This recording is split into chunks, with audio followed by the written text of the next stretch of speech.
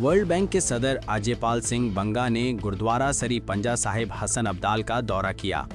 इस मौके पर वफाकी वजीर मोहम्मद औरंगजेब और सूबाई वजीर और पाकिस्तान सिख गुरुद्वारा प्रबंधक कमेटी के प्रधान सरदार रमेश सिंह अरोड़ा इनके हमरा थे। गुरुद्वारा सरी पंजा साहिब पहुंचने पर मतरूका वक्फ अमलाक बोर्ड के additional secretary shrines Nasir Mushtaq और एडमिनिस्ट्रेटर रावलपिंडी ने मुअज़्ज़ज़ मेहमान और वफ्द का पुरतपाक इस्तकबाल किया। वर्ल्ड बैंक के सदर ने गुरुद्वारा में खसूसी दुआएं की और बादअज़ां लंगर हॉल में खाना तनावल किया।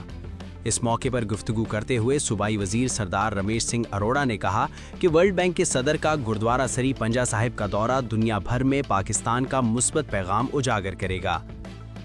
उन्होंने कहा कि पाकिस्तान में तमाम मज़ाहिब के पैरोकारों को मुकम्मल मजहबी आज़ादी हासिल है और अक़लियतों की मुक़द्दस इबादतगाहों का तहफ़्फ़ुज़ हुकूमत की अव्वलीन तरजीह है। ETPB दुनिया भर से आने वाले सिख यात्रियों के लिए बेहतरीन इंतज़ामात करता है ताकि उन्हें किसी किस्म की दुश्वारी का सामना न हो। उन्होंने कहा कि भारत और दीगर ममालिक से पाकिस्तान आने वाले सिख यात्री मोहब्बत, अमन और रवादारी का पैगाम लेकर वापस जाते हैं।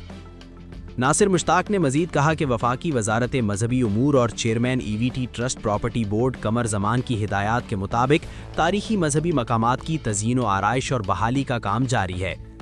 उन्होंने बताया कि ETPB पाकिस्तान भर में गुरुद्वारों की मरम्मत, बहाली और इंतज़ाम इंसराम पर खतीर रकम खर्च कर रहा है।